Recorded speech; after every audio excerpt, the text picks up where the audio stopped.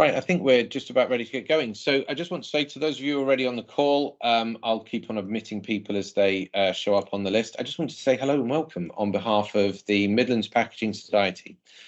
Just say thank you very much for attending today. The session is being recorded, which is important for you to understand. The slides will be made available, so you don't need to frantically make notes. Hopefully you can just sort of enjoy and engage in the presentation.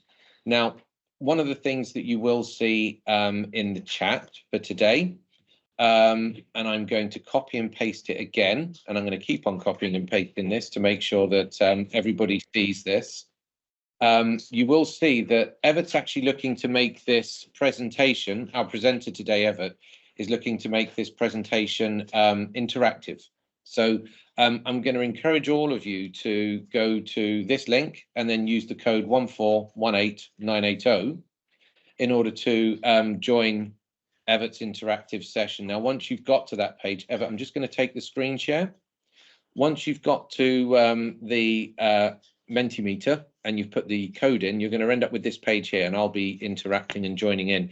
All Everett's going to be doing here, I think, is just putting some questions out there for you to get your opinion on some of the topics that he's going to be covering today.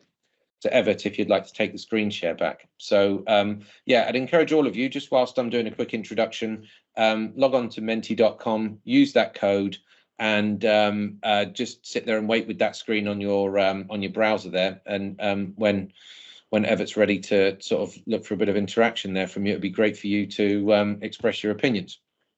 So just to say, for those of you who are already members of the IOM3 and know and love us and all the rest of it, and hopefully you get all the benefits, for those of you who aren't aware, we're a group of people that are very passionate about the packaging industry, not just learning, but also passing on that knowledge. If you are a member and you're not using the full breadth and wealth of all of the knowledge on the committee, I'd highly advise you pick up the phone and speak to some of our committee members, the likes of Jeremy, Bob, Ian Morris, of course, and then there's my dad, Tim, who's the committee chair. There's not many people that they don't know in the industry, or much they don't know about processes, or, you know, if you're looking for a technical solution, they're a great source of free consulting, if the truth be told. So, you know, use them as best you can. Events coming up later on this year. We've got Packaging Innovations next week. We've got a trip to the Bury Circular Polymers facility.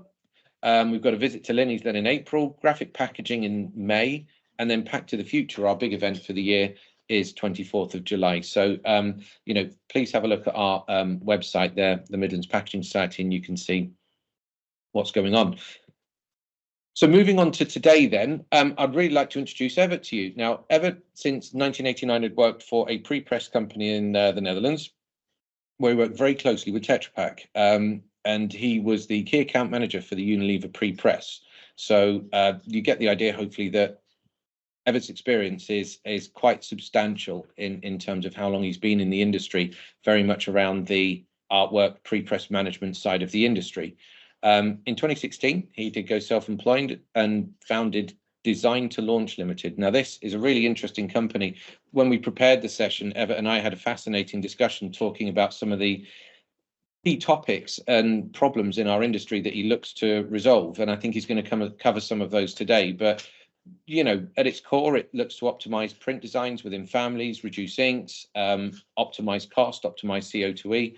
It's a really interesting approach that he takes, actually.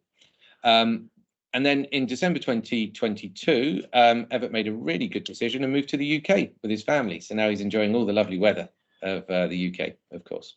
So the presentation today that Everett's going to cover off is how to design packaging to achieve reduced reusability and recyclability of packaging. Some commonly used materials which we use in our industry are maybe not as sustainable as we might have thought. And Everett's really going to go through and explore some of that today. So without further ado, I am going to pass on to Everett. I will say one last time, please do join the menti.com. I'll copy and paste this again here for those of you who have just joined. And please type questions here in the chat box, and I will come to those at the end, and I'll present those to Evert. So Evert, without further ado, I'll mute my line and pass over to you. Thank you very much.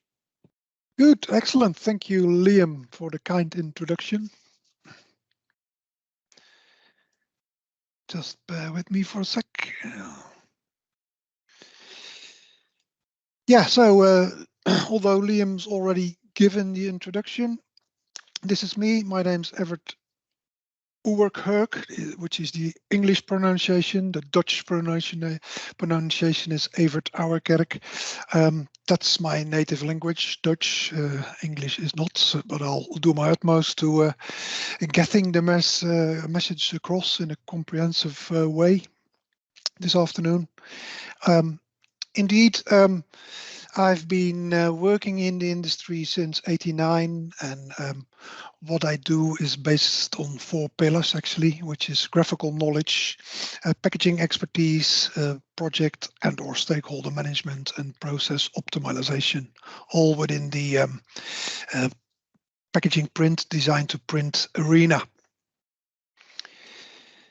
As Liam already mentioned, I would like to make this a little bit interactive this afternoon in the webinar. So I'll start off and get some opinions from you. If all well, you are logged in as well to menti.com. If you're not, then please do go to menti.com and enter the code 1418980. You will end up in a welcome screen, and as soon as I activate the first question, you're good to go and launch your opinion. So the first question. Before you go any further, is anybody having any problems logging into Menti? If we could just get thumbs up from people by means of reaction. So if you know how to do that. Any issues from anybody? No. Yes, Good. Lots of thumbs up. If you can monitor that for me, Liam, because I cannot see the teams. Any issues, just drop it in the chat, and Evert, I'll manage that so it's not disruptive on your presentation. So good.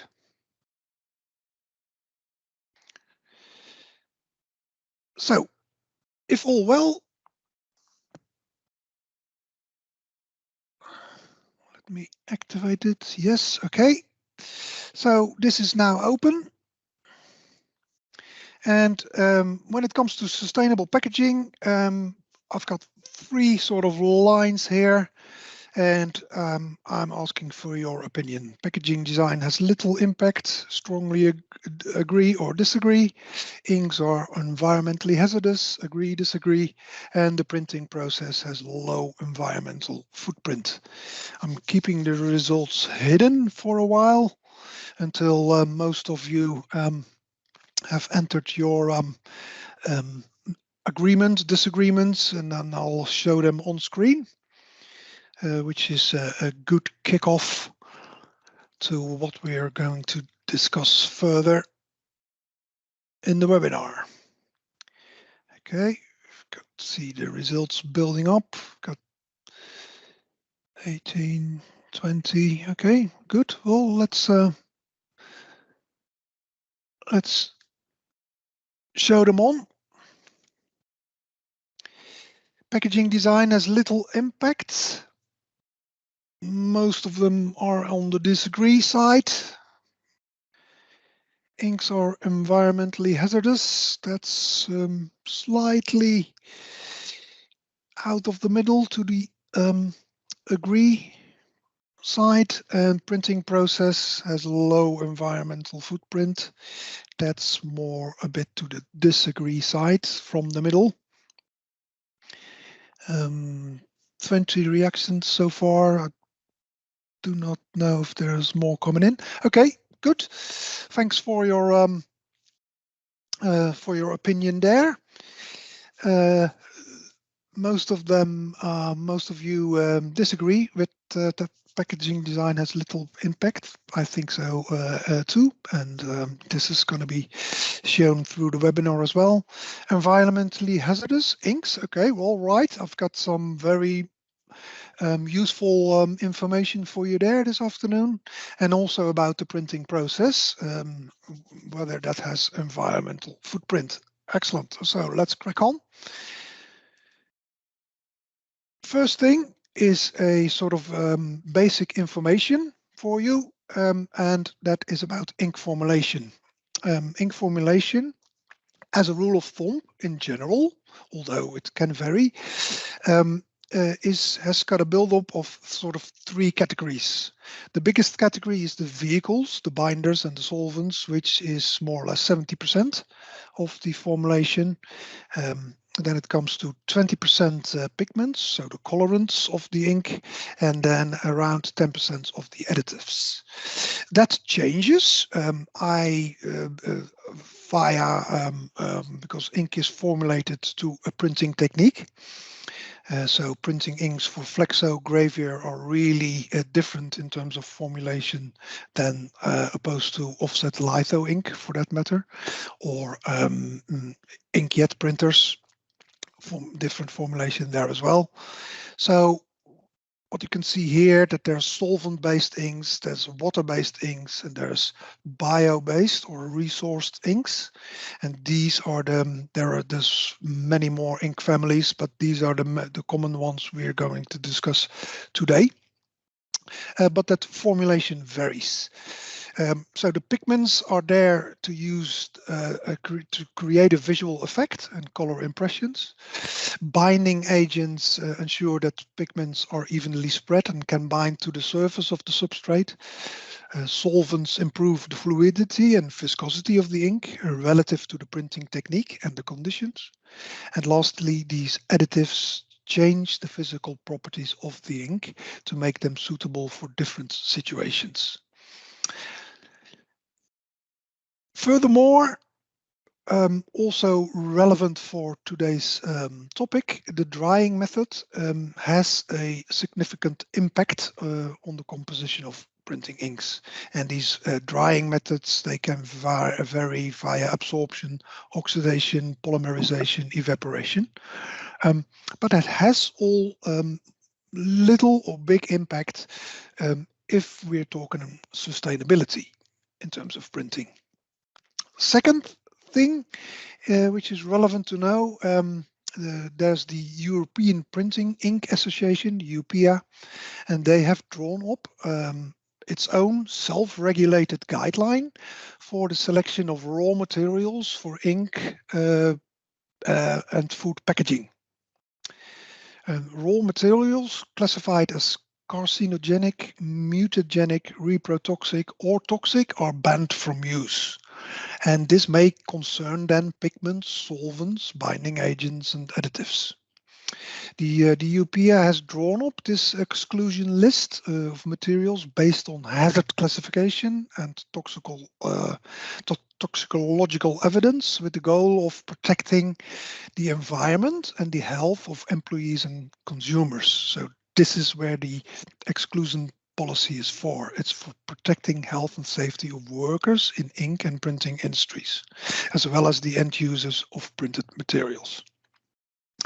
Ink manufacturers have the freedom to choose whether they wish to avoid or phase out the use of materials found on the exclusion list, but they are not under any legal obligation to do so. It's self-regulation. Avoiding or phasing out the use of these materials is an excellent first step towards making packaging more sustainable. So the exclusion list, therefore, can serve as a baseline, which is a good starting point. I'm explaining this a little bit into depth in order to make the relation later on. What I'm also going to do is talk about the reuse economy model. And I've sort of tailor-made this to the packaging of the production of packaging print. So in terms of print, we've got raw materials coming into the stream, which are then ink-related, pigments, binders, solvents, additives. There's more to it, of course. There's raw materials in terms of substrate. However, since we are discussing printing in particular, I've tailor-made the model to production, print production. In terms of production, we have got the production process, the printing process, and what is relevant there is three components basically. First, we've got the exposure to VOCs, volatile organic compounds, and that can be dangerous to people working at the printer site, so people in print production. Related to the ink, there's a high or a low VOC content, and the higher the VOC content, the more health and safety risk there is for people in production. So that has positive or negative impact to VOC levels, depending on the type of ink. Footprint in terms of print production is related because the use of inks and certain color schemes do have positive or negative impact on the footprint. And there's also a waste stream, obviously, after print production. Ink, for instance, when you change colors on a press, you'll be left with residue ink, and they are going into the waste stream.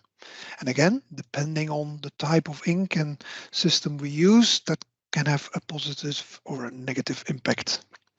In terms of use, we have the risk that consumers are exposed to mosh and moa, and that's particularly true for the inks containing mineral oil, such as, for example, offset litho inks. And for mosh and moa, it is known that they travel, they migrate. So mosh and moas have been found in food products sitting in a cardboard box where the ink has migrated through the cardboard and made food contact. So that's an issue there. And that is all related about printing ink. Next, recycling. In terms of recycling related to printed packaging, it's all about de-inking and de-inkability. So the way we are capable of separating all the ink from the fiber and or the plastic, the better that goes, the de-inkability is good, and the more ink goes into the waste stream.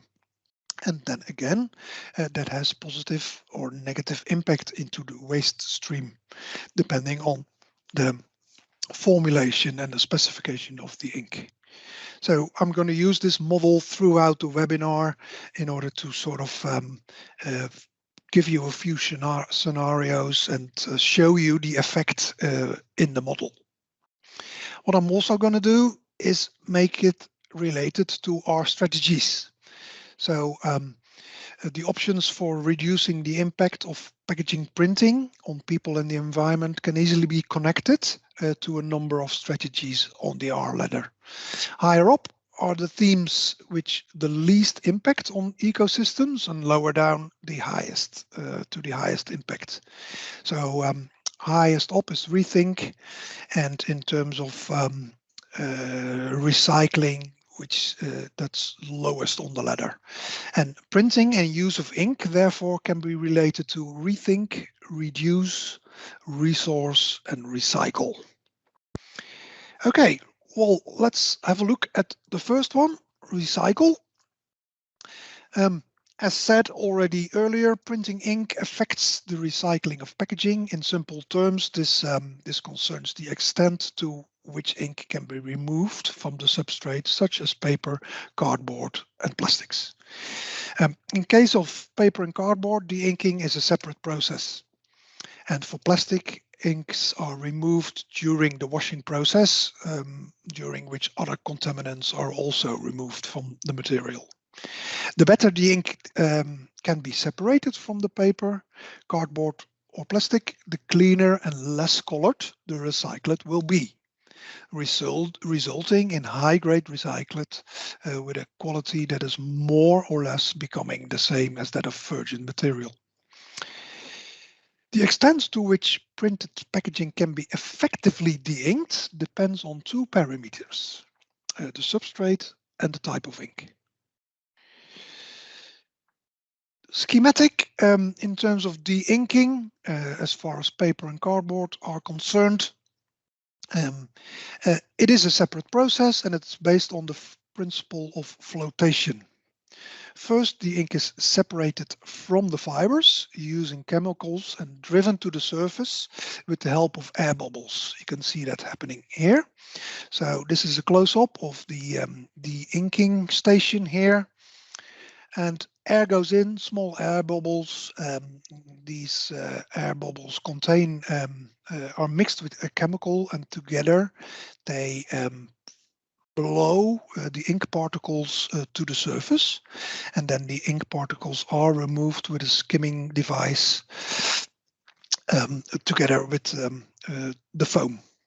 And because that's on the surface, that's skimmed off, and the water and the fiber go out, and they make their way through the process into grinding, and then you can create from that recyclate, you can create new cardboard or paper again.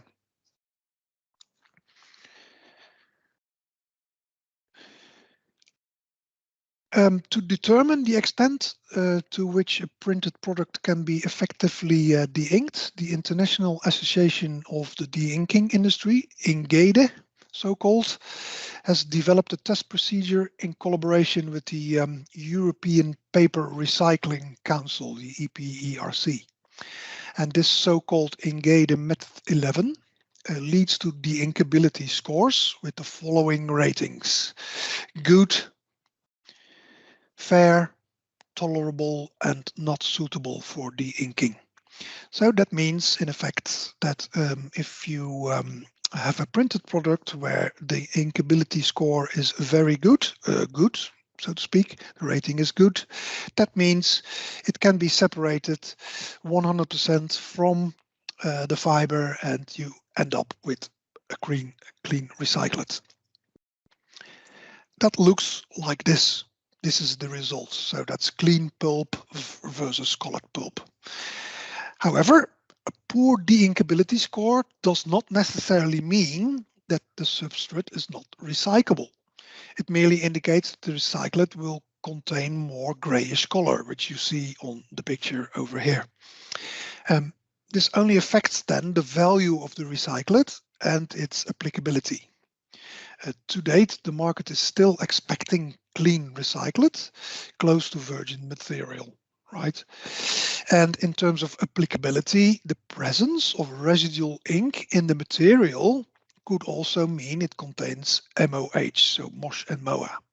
So with a recyclate which is more or less looking like this, grayish, it could also mean that there's mosh moa then in the fiber again. And then that has its effect on when the consumer uses that printed product. Now over to the next slide. There is a huge contradiction in this in terms of dilemma, because one of the most crucial requirements of an effective de-inking process is that the ink must possess hydrophobic properties. Conventional printing inks, particularly those used for offset litho printing, contain fossil raw materials such as mineral oil, and they have hydrophobic properties. Such ink, these inks have good de-inkability scores and contribute to high-grade recyclate. For those of you who do not know, hydrophobic substances repel water or are very difficult or impossible to mix with water. And the opposite side there is hydrophilic substances, and these are substances that are easily soluble in water. And in the context of de-inking, this means that the pigments remain in the recyclate.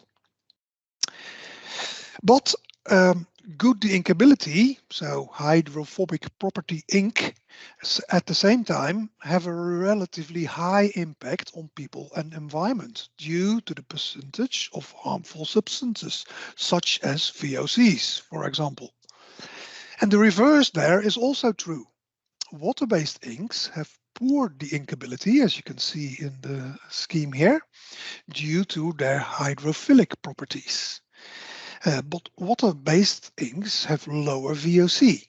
So in terms of de-inkability, the better it is, you can almost say, as a rule of thumb, the more risk it causes to people and environment, and the other way around, because water-based inks, as you can see, may have got low VOC levels, however, are really difficult or almost maybe impossible to de-ink. So these are the oil solvent-based inks have in general very good de-inkability scores. Here's cross-linked. Cross-linked means that, for instance, UV inks, where ultraviolet light is used to trigger a photochemical reaction in the ink, causing it to harden rapidly. So that's why it's called cross-linked. It needs an external factor in order to harden, which is speeding up the drying process. And by applying this technique, less energy is then used during the drying process. So that is good in terms of footprint at the production site. UV inks are suitable for offset litho, flexography printing techniques, so they go across all printing techniques. Okay, well, let's have a first look at our reuse model. And in this scenario, let's assume that it's a solvent-based ink, and that solvent-based ink is also ticking the exclusion policy list from EUPIA. In goes the ink into the model, and then we see the effect for VOCs is negative. There's a negative impact because solvent-based inks, they have got VOC level contents between 40 and 70% basically. In terms of footprint, it's in the middle because let's say this is a sort of a benchmark, because solvent-based inks are still the most common used kind of inks. So let's keep the footprint at the production site in the middle. However, when we look at the waste stream, negative impact because of the harmful substances such as VOCs, but not only that, also if it's containing mineral oil, that's really negative impact on the waste stream. Also here at the use side for the consumer, negative impact due to the potential of MOSH and MOA contamination. And when it goes to de-inkability, thus recycling is the same as de-inkability when it's related to printed packaging. The inkability score is great. However, impact on the waste stream after the inkability is negative. It's because of all the contaminants, all the harmful substances part of the ink. So if you are choosing to use printed products with good de-inkability scores, you can almost say that you're not choosing for the waste stream. This is really important for you to know. That's why I started the subtitle of the webinar. It starts with awareness. People should be aware of this. And I've already seen that having discussed this with people making a choice about printed packaging, since knowing this, they've changed their choices. So they thought they were going for ink with high and very good de-inkability scores, but knowing the whole effect on the model, they made other choices. Let's do the same with, for instance, then a water-based ink. That's a nice comparison because we can see that happening. If I just flick through them through, you can see the smileys changing. Water-based inks, as mentioned, low VOC levels. So in terms of health and safety at the production site, at the printer, that has a positive impact.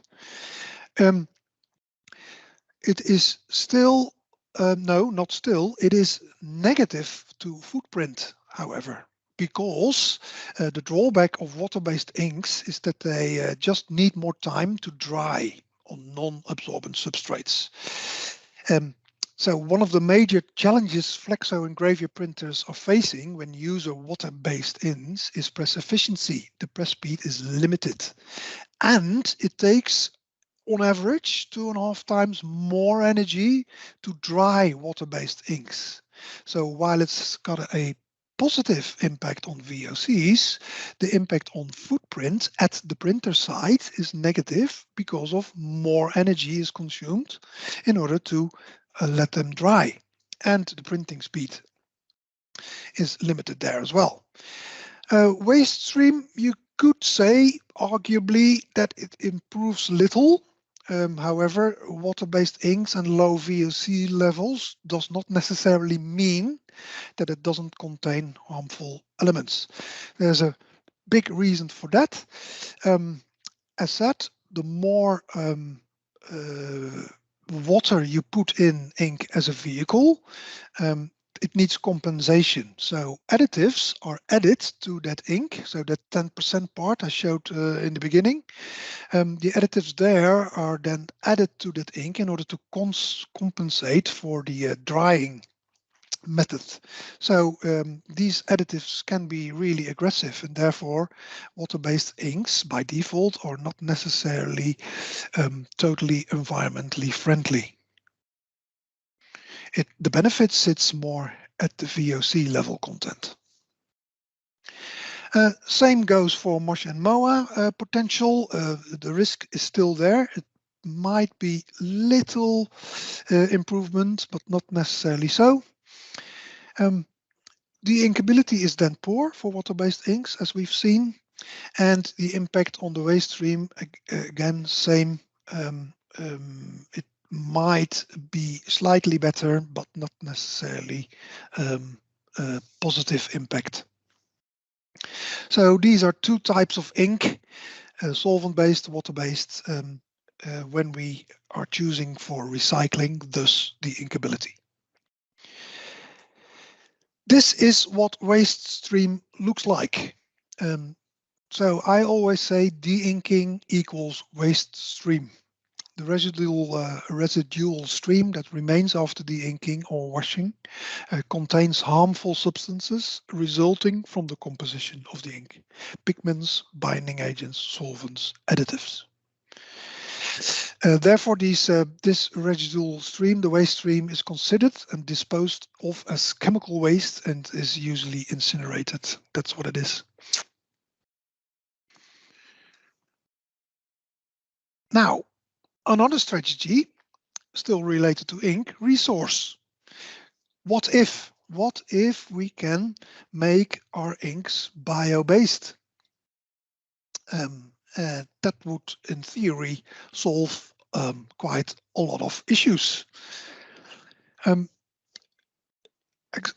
bit of background: due to the harmful components that eventually end up as chemical waste, printing inks produced in a linear manner cannot be reused. Yeah, right. So, however, as with bio-based plastics, for that matter, bio-based inks could eventually contribute to the realization of sustainable packaging. And that's possible because, on the one hand, the environmental impact is reduced, and on the other hand, the inks no longer contain harmful substances that may create problems further down the chain in the economy model. And albeit on a small scale, some ink manufacturers have managed to make their printing inks biocompatible to a certain degree. I have to say that.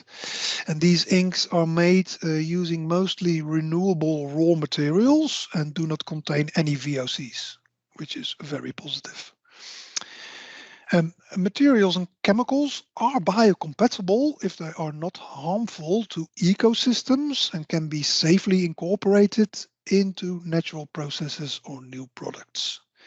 So therefore, these inks can positively contribute to a less harmful waste stream after de-inking or washing, and may also be a possible solution for biodegradable packaging.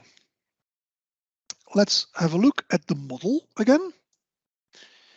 When we choosing for resource, so the strategy is resource, and that means we are using bio-based inks. So that would solve a couple of issues in terms of VOCs, positive, because we can assume safely that bio-based inks do not contain VOCs at all. In terms of impact on the footprint, undecided, because that depends on the technique and therefore the formulation of the ink. It still could mean that the ink is, the bio-based ink is not drying properly, so they need more energy to dry the ink during print production. So resource is not necessarily positive or negative in terms of footprint at the printer. In terms of waste stream, however, absolutely positive, because it contains no or very less harmful substances there. Also, big positive at the user side for the consumer. No MOS are in bio-based inks. The inkability, undecided, because again, the inkability score for that particular ink, even though bio-based, it could be poor, it could be good. So in terms of the inkability, nothing happening there. However, again, if it can be de-inked well, the waste stream impact is positive, because again, no harmful elements are going into the waste stream there. So that's pretty good. Bio-based ink, it's still developing, but if you ask me, my personal opinion would be that is the way forward. Now, a result of bio-based ink, maybe you have seen this already, and if not, this can be found sometimes on a printed product, printed with soya ink. We're going to be interactive again, and I'm going to ask you in the next slide, as soon as I activate the question, what does the producer want to communicate here? What do you think? Bear with me. I need to activate the question. Here we go. So you have to choose out of them three. What do you think? What does the producer want to communicate using printed with soya ink? Is it soya ink is more sustainable than traditional inks? Soya ink is healthier than traditional inks, or soya ink is edible? What do you think? Give me your opinion.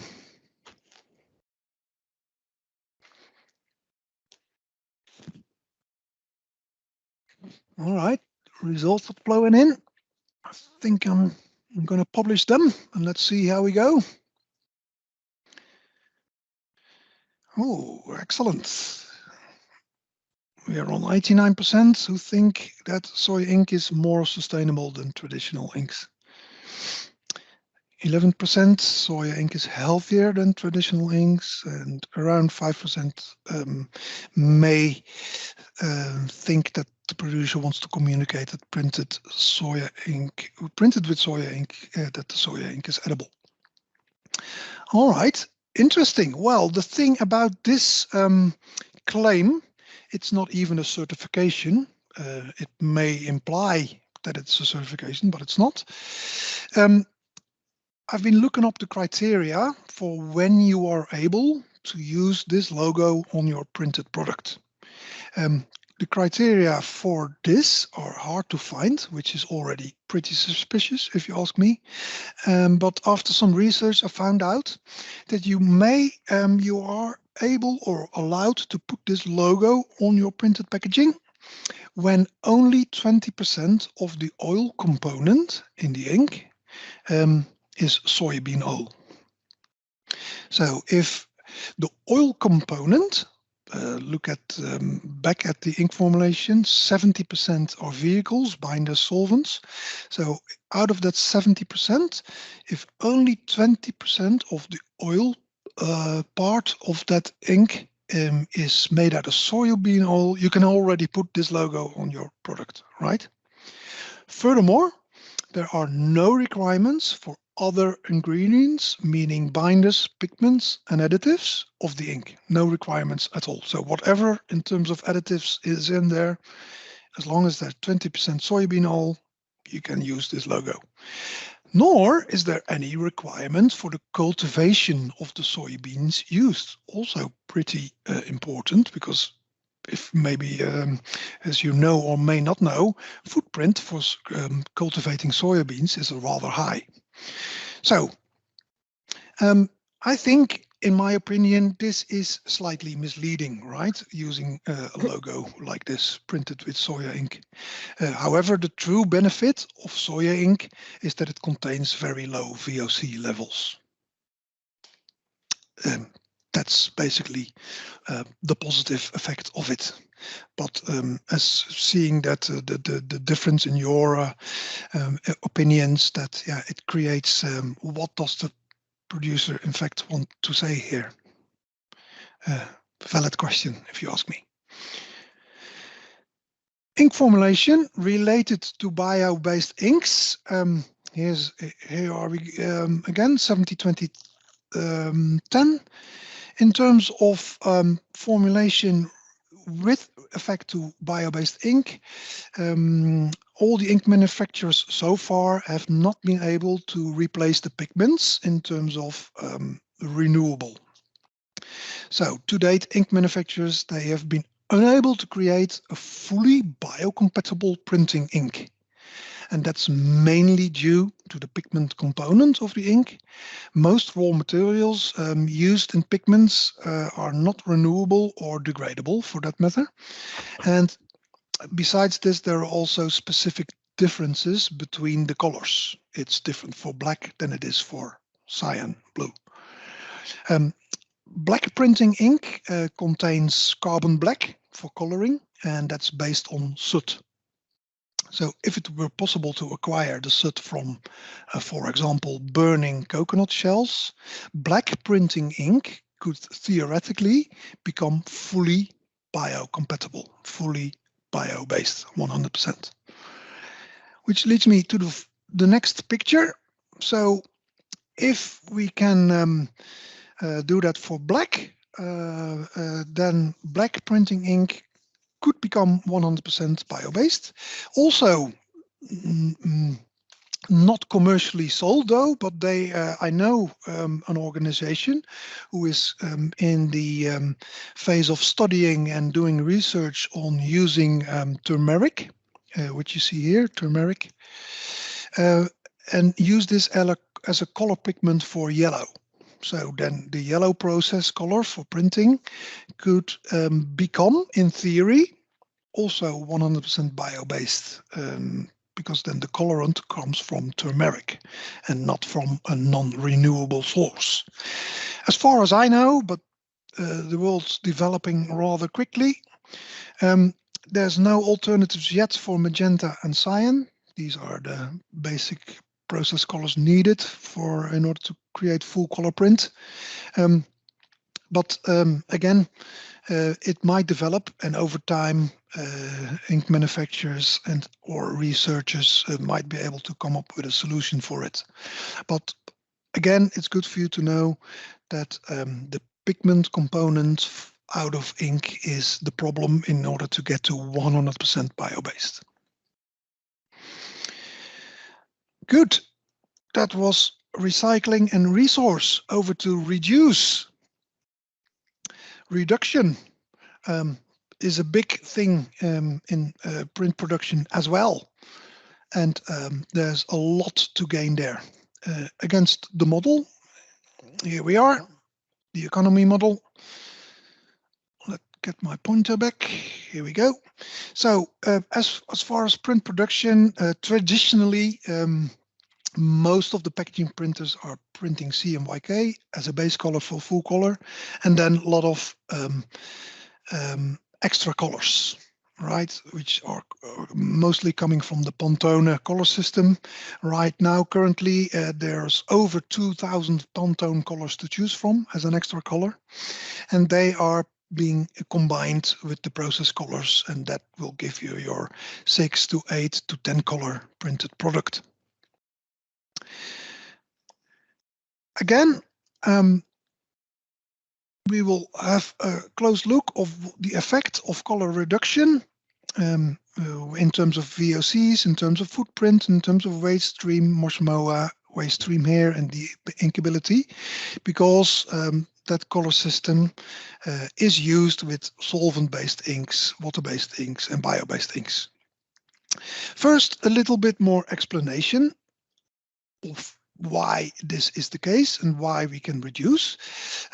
When we print an 8-color job on this printing machine, they print the job, they stop the machine, and then they change at least 3 color stations, which are the extras. That means that the 4 process colors here, cyan, magenta, yellow, and black, are staying in the machine. However, the machine has got downtime because they need to change the extra colors because the new job goes on. These color stations, they have to be cleaned with a cleaning agent that takes time and money, and it's also harmful to the environment and poses health risks to the production staff due to the presence of VOCs. Furthermore, the required spot colors are created in the printing company's ink lab before each print run. Producing approx 2,000 spot colors on demand requires 18 basic colors, which must be kept on stock in the ink lab. And after a print job, excess amounts of a spot color are generally disposed of instead of being stored and reused, which means the extra spot colors have a more significant environmental impact than standard colors. Now, in terms of reduction, there is in fact a solution. Because traditionally, this is the printing color system used. However, we can change this into extending the color gamut for the base colors. So instead of using 4 process colors, we could use not only CMYK, but add orange, green, and blue, or orange, green, and violet OGV. That's also done. Variation. Effect is more or less the same. So we're enhancing the color space for that matter. But that means, let's have a look what happens here. We're adding these 3 colors and look at the color space, look at the colors we are gaining. So we are expanding the color gamut. That's why it's also called ECG printing, extended color gamut printing. And by utilizing this color system, we can in fact cover between 90 and 95% of all these over 2,000 spot colors. That's pretty good, because the effect is in fact this. You will have a printing machine with 7 colors, period. So when a job change comes in, there is downtime, obviously, because the printing tool needs to be changed. However, there's no cleaning and washing of these color stations because the color are all the same for all job. And a little bit of calculation, very simple, to give you an idea. These figures are based on a printer in the Netherlands. That's why the prices are in euros, but you could easily sort of convert them into sterling and end up with more or less the same kind of figures. So in this calculation example, the print press hourly rate is 400 euros. Ink per liter is 8.50. Detergent per liter is €1. If you need to clean your press per color, it takes 20 minutes. So in terms of hourly rate, that's 130 euros gone. You will end up by default with 10 liters of ink residue, mainly because they're in the ink fountains from a printing system. A minimum threshold amount of ink always needs to be there, otherwise the press cannot run. So if you're changing your color station, you will end up with more or less 10 liters of ink residue. And also because you need to clean it, you need 25 liters of detergent. So that's contaminated detergent per color in terms of money this is the value. So per color, it will cost you 240 euros, 20 minutes of time, and 35 liters in total of residue. Times 3 colors, this is then the value, the time, and the residue which goes into the waste stream, really. One job, 3 color change, this is the effect. And then I can tell you that on average, printed packaging producers, they change jobs between 3 and 5 times per day. So it's times, times, times, times. And then that's one printer, and then times all the printers in the UK, all the printers in Europe and the world, and so on. So in terms of reduction, there is a lot to win. Now, this is not only my story, although I am an ambassador of color reduction, to be fair. My good friend Kai Lankinen at the Tampere University in Finland, he's done a really extensive research and report. Very science-based, so it's really data-driven. And bless you. The key benefits out of this extensive report, you can find the link here and download the report and read it through if you like. I did. It's really a lot of pages, a lot of data, but to me, really interesting.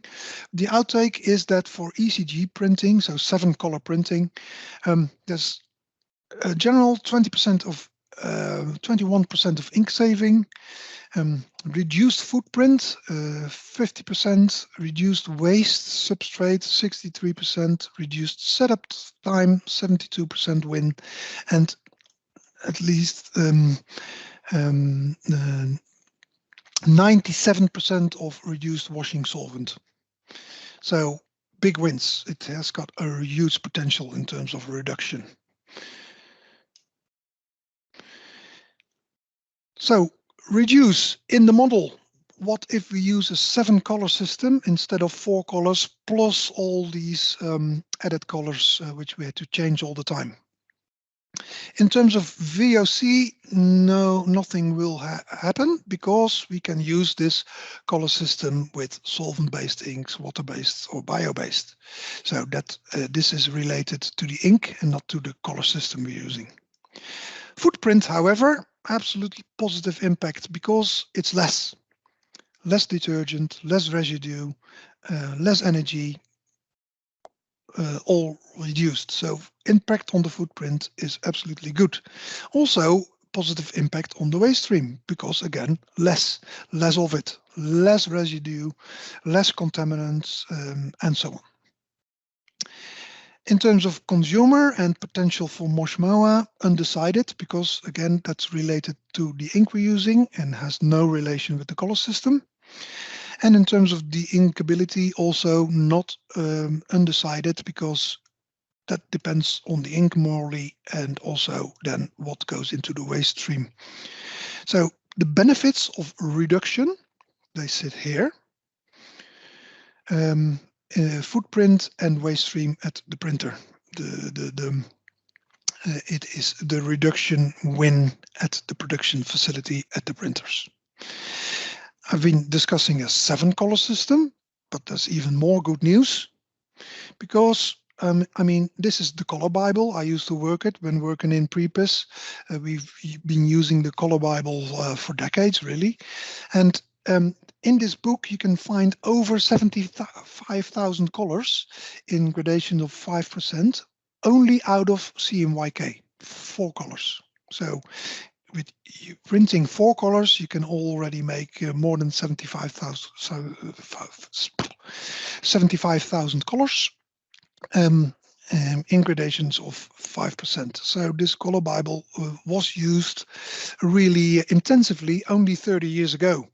And that's not so long ago, but it is in fact not so long ago that all this excessive use of added colors has grown or exploded, if you wish. 30, 40 years ago, using a print job in 4 colors and adding maybe 1 extra color, that would happen, but it was rare. It wasn't done that much, only 30, 40 years ago. Amazing how fast that has gone. A good example out of in the world, so it's actually happening. You may or may not know these, but yeah, you can buy them in almost any supermarket. And these flexible pouches, in terms of recyclability, multi-layered, they're a nightmare, but in terms of printing, they're brilliant because PepsiCo, the owner, has decided a long time ago already to print these in 4 colors only.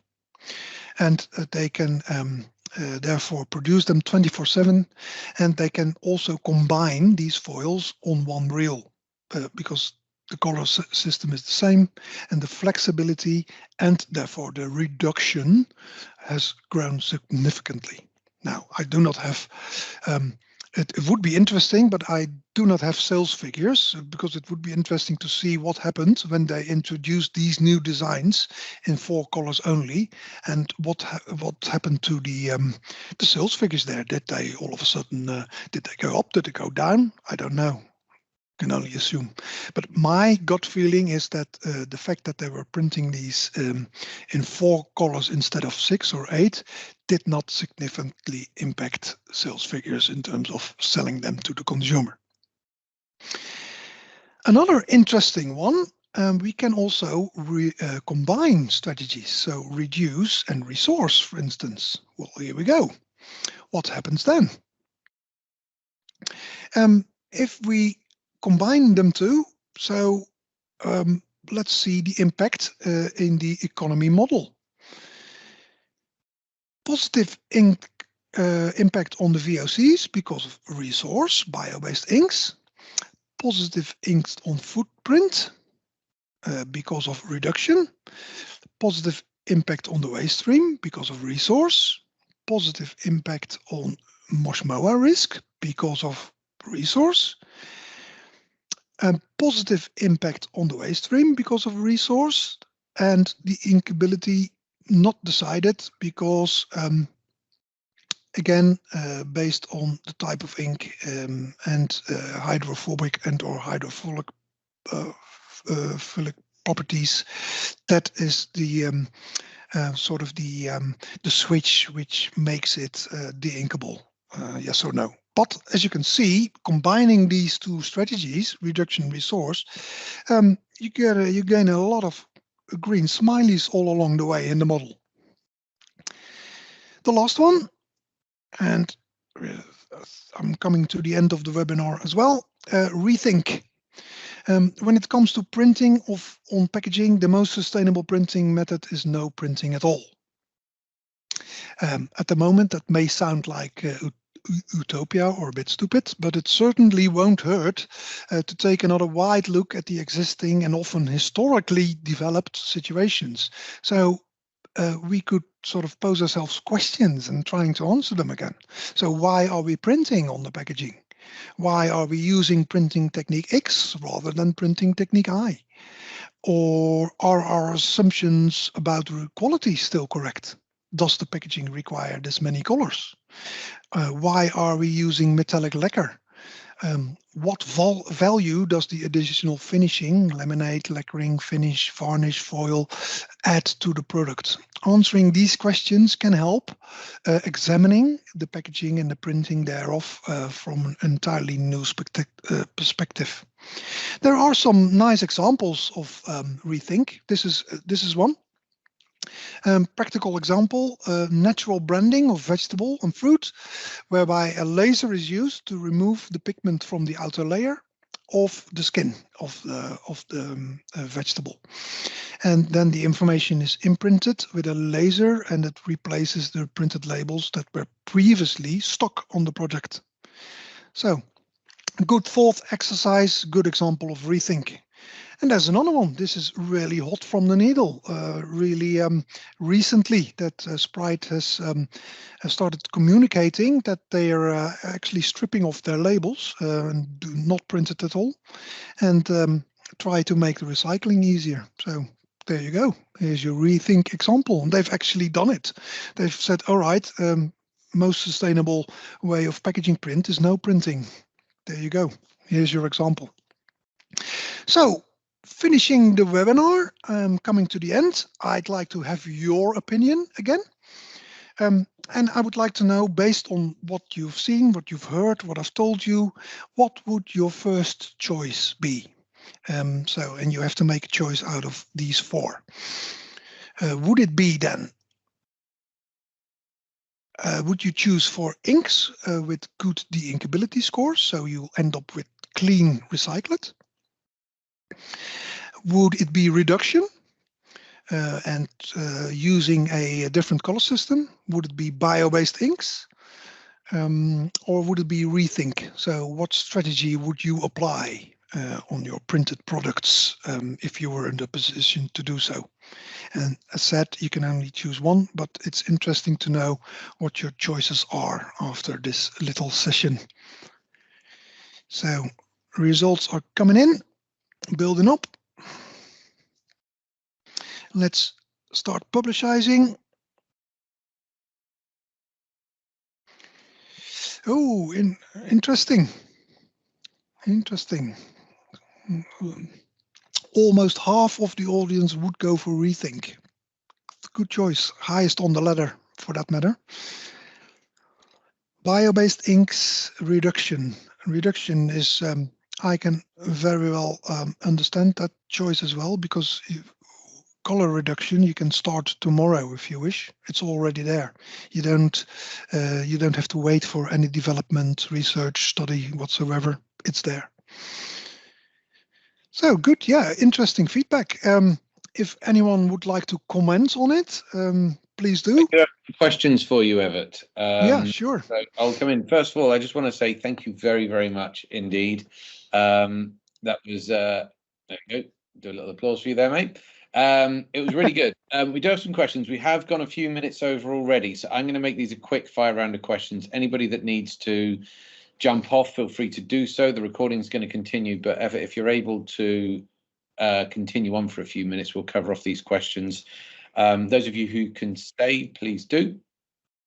First one I've got is, what is the limit for volatiles after print, measured with gas chromatography on a substrate, plastic and or paper? So do you know what the limit for volatiles are,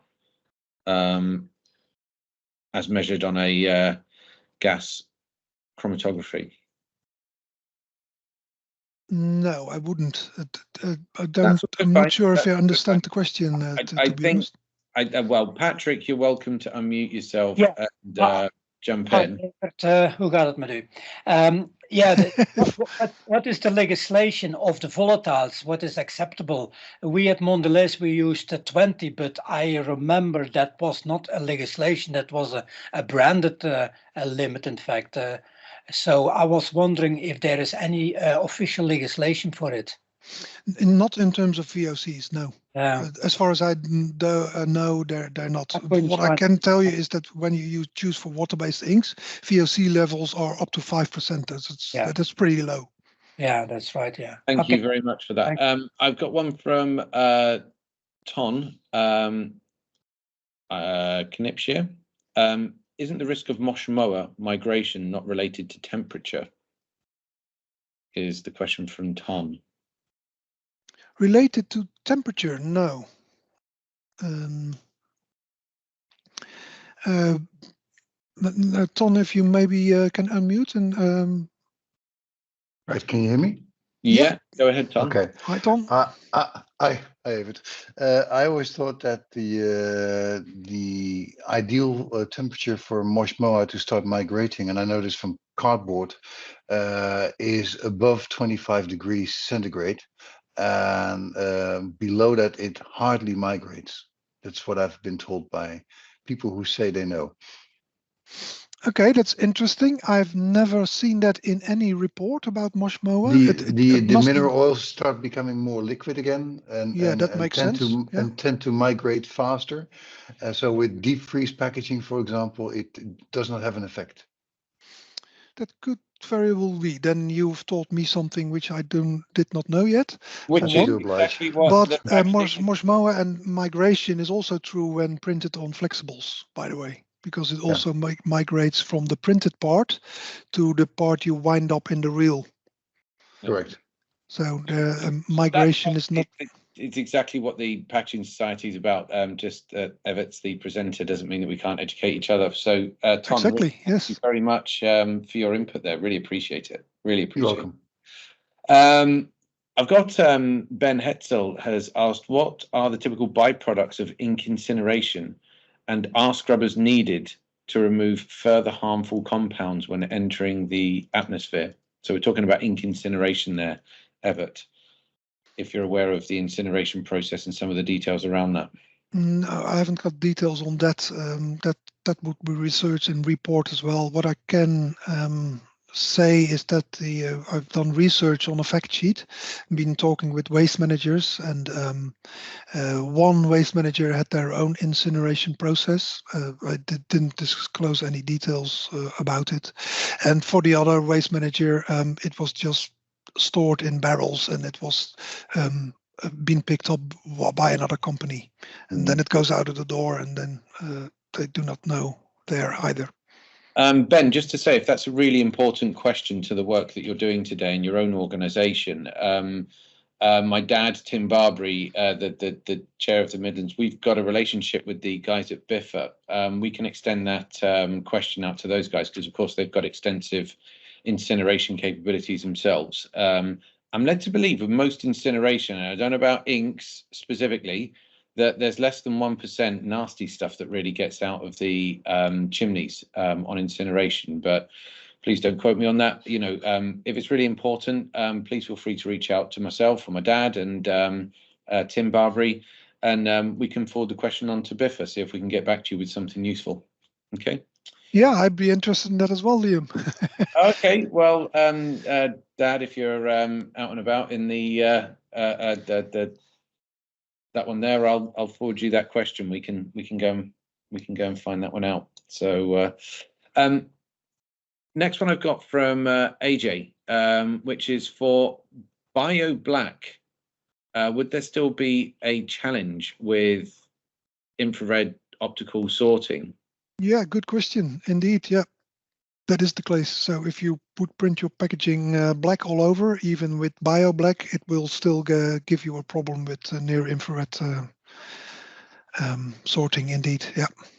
I'm led to believe, though, that the latest infrared scanners at waste management facilities, they are trained to identify black. And I don't know, the last conversation I had with a waste management company is that black remains an issue, but it's not nowhere near as big an issue as it used to be. I think the issue is not everybody has the more up-to-date scanners, is my understanding. So I'm not sure. Yeah, again, it's developing quick there on that side as well. And there's other ways in terms of sorting. And I think Patrick knows a lot about it. Yes. You can apply stealth coding, and then NIR problems are fixed, solved. Final question then. Ben has asked a second question, Hetzel. What is the main opposition printers currently have to extended color gamut? So, I mean, there's an obvious question there. If I reword Ben's question is, why is everybody not doing it today? It seems like the sensible and obvious thing to do. Sun Chemicals has got their Quattro ink system. It's been out there for a long time, and it's an excellent product. So, Evert? Yeah, excellent question. Very rightfully so, this question. I've been asking myself the same question, to be honest. And what I do know, talking with printers, is that ECG printing used to be that it was very strict on controlling of the process. So controlling your print process is more difficult with ECG printing than it is with 4-colors and extras. However, again, technique is developing, and nowadays ECG printing, that's why it's adopted now, because the last year I've seen an explosion of printers finally adopting the system. The changeover goes rather quick right now because there's no so much limitations again for the control of the process itself. It's getting easier. But that was one of the rules, the things printer said, I'm not doing it.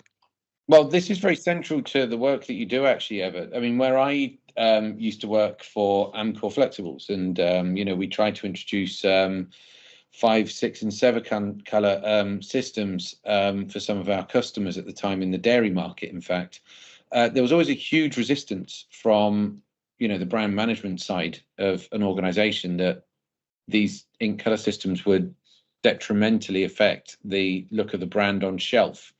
And even that we did trial print and we tried to explain this, and there was a cost saving that went along with this, of course, as well.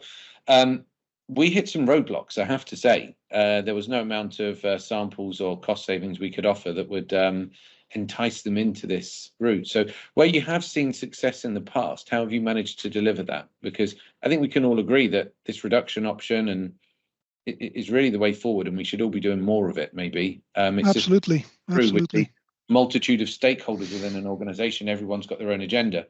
How have you found success yourself in the past? How have you managed to get these through? Well, I can share you a little story that's from almost 20 years ago, that we applied a color system, a 7 color system for a big brand owner. But it was driven by procurement. Because procurement saw the benefits in terms of reduction, therefore cost savings. And the first year of implementing that project was a huge battle with marketing, because they say, no, I don't want to lose my brand colors, my brand color and color consistency. Well, these are dreams, because color consistency does not happen with using Pantone colors. Pantone is a color system, but it's not a color standard. And implementing that was a huge change, because everybody thought it was a threat. But when we did it, because procurement was the owner, and it was done, and all of a sudden people start to see the benefits. So you need to go through some hurdles, but you really have to be persistent in order to really get it done. That's my experience. That's great. And just to answer one of your questions, actually, Evert, I did some of the cost modeling on PepsiCo when they launched their Quattro system.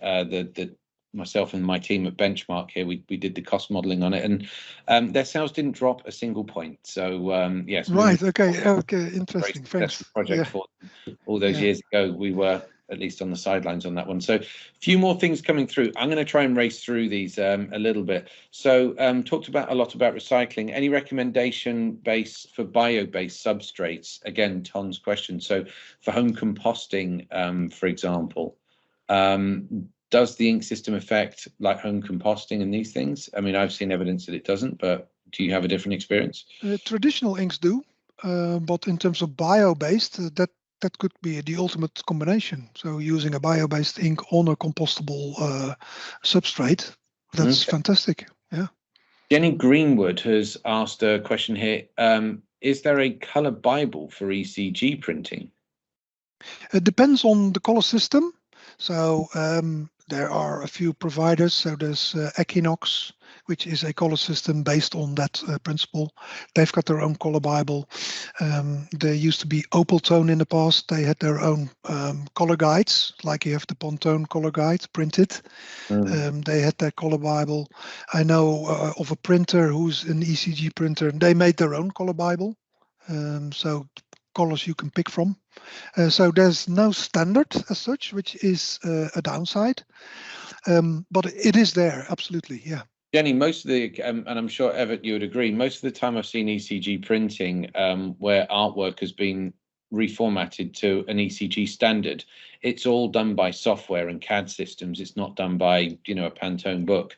So in the end, I think there's less call for like physically printed color standards, as it were, that it's all done via very, very clever software now. Exactly. So yeah, valid point. Come to the next one then. Richard Cham, he's asked, when we have tested the black printed packaging, there have always been inconsistent results. Most commonly, they do not detect as target polymer, even with more up-to-date technologies from Torma and Pelinex. So this is again the near-field infrared technology. Again, I don't know how much experience you've got with with waste management and sorting there, Evert. But Richard, actually, do you want to unmute yourself? Because it sounds like you've got quite a good insight here. I don't think this is an area of particular knowledge for myself or Evert, to be honest. So, Richard Cham, are you still on the call? No, I don't think so. Okay, so we'll move on from that then. And then Patrick has dropped a final question in the bottom here. We did colour management at Mondelez about 10 years ago from 7+ colours to 4+1 colours. And it worked on all flexibles. So I wouldn't have expected anything less, to be honest. So that's great. And I just had one comment myself, actually, which is how commonplace are de-inking machines in the industry? You spent a lot of time talking about this process. I've heard about them only in principle. I've never seen one in practice. How common are they? Is this a common thing most waste management companies have, or is this really? No, it's a good question. It's not by default that every waste management company does de-inking, and I would say mostly not. So when it comes to in terms of flexibles, so the making the flakes, the plastic flakes, and then doing the washing process, it's done by other companies. Which there's one in the Netherlands, I know, which does for flexibles does do that. So they do take in. It's separated at the waste manager. Then they do the washing process and creating the granules. But it's a very specialized business. Yeah. Okay, fair enough. So I mean, targeting a solution with de-inking, if we think about it cradle to grave, the unfortunate reality is it might not be de-inked as widely as we'd want it to be. Yeah. It's probably the reality. Well, I'm just going to finish off, Evert, by saying thank you very, very much. I know a lot of our attendees have dropped off now, but what I would say is that you know, Evert's comments to do with the production process and efficiencies that he mentioned during his presentation are critical to cost. So where Evert mentions that you know, different ink systems or different solutions are going to drive different performance figures on the machines. Ink is not a huge cost driver to the final cost of the packaging. It is a one worth remembering and respecting greatly, but the key to Evert's comments are how it affects production performance. And look, that's both from a cost and a carbon footprint perspective. Myself, my team at Benchmark, if you ever wanted to really get down to a granular level and find out the ink solution that you're looking at and how it might affect the cost or carbon footprint, you only need to reach out through the society or directly to Benchmark, and we'll be able to give you some numbers around that. So much to say. Really great presentation. It's one of the rare occasions where we run all of 20 minutes over, Evert, so you must have done something right. Lots of engagement. And nice to hear. Thank you. To those still remaining on the call, please remember we do have a number of great events coming up in IOM3 as the year progresses. Yeah, please refer to our website, which was on the first slide here for the Packaging Society. And we hope to see you at one of the future events. But thank you very much, one and all. Thank you. Thank you very much. I'll let you all drop off the call and I'll stop this recording. Thank you very much. Thank you. Thank you, everyone.